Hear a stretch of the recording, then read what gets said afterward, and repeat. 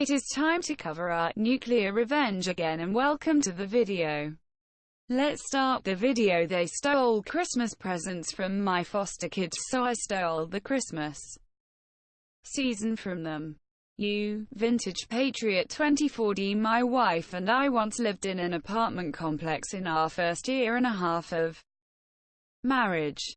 Mail mix-ups were common there, so it was a bi-weekly routine to take a very quick trip to the main office, drop off a mislabeled package, and head home.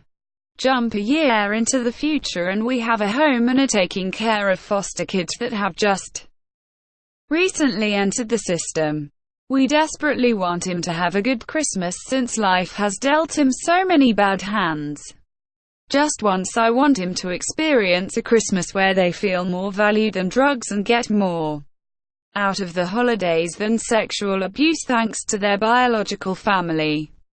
We ordered the gifts off of a site we used to order more frequently from, but haven't ordered gifts from there in a while.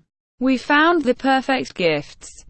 They were on sale, so that allowed us to get more for them, and everything was falling right into place. But then it happened. A day later we checked our email and to our horror, we realized the computer saved our old address, and even though we originally put in the right address, the computer auto-filled the rest of the information. That sent the packages to the old apartment complex. We called the store. They wouldn't help us at all. So we called the apartment complex to try to get ahead of this before they were delivered. This was all going to go well until the current resident of our old apartment completely overreacted to the news. Out of 4 boxes that were delivered to that complex, he only returned 1 and threatened, "If this happens again, I'm going to destroy these gifts." Turns out, he had all the packages and were keeping him, knowing full well that we lived fairly close and that they were for foster kids. We called and contacted the complex multiple times and they had the same sad news: either the guy wouldn't return a call or he would just angrily hang up. So I took a drive past my old apartment. I saw what car he drove and then I saw that he obviously had some sort of family. I had one of 2 choices. I thought of letting it go. I thought about the spirit of Christmas and how the new year was a mark of a new start. Then I thought of him bringing stolen gifts to other people because this scum dweller wouldn't buy gifts for the ones around him either. This is when things turned dark in my mind. He tried to take gifts away from foster kids who have had their home taken from them. Why not take Christmas away from him? Why not take away his home? Whatever he has experienced in life to lead to this event, I want him to suffer even more for this injustice.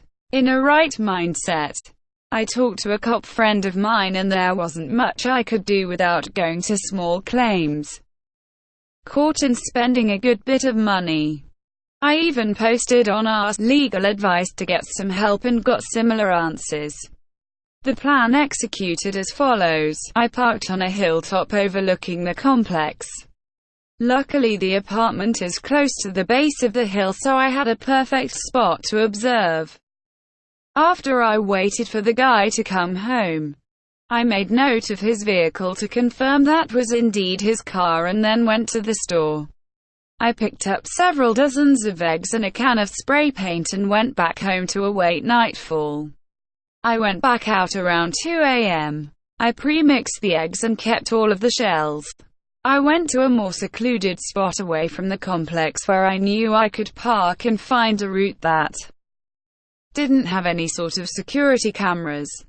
I snuck up carrying a bowl of pre-beat eggs, the shells, and the spray paint in my hoodie pocket. I carefully laid the ingredients down that would be used to concoct my revenge. I was shaking. I'm still shaking as I write this. I pulled out the spray paint that I shook before getting out of the car to reduce noise. I used to paint to write "Homewrecker" on the hood of his car. Then I poured the eggs from the roof and poured towards the back as to not let the mixture ruin the message on the hood. I laid the eggshells around the car.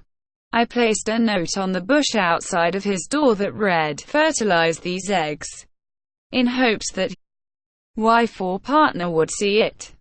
Then I took a pocket knife and flattened the driver front and passenger rear tire, since some insurance will cover it if all four get slashed, and I wanted to do something a spare tire wouldn't be able to fix.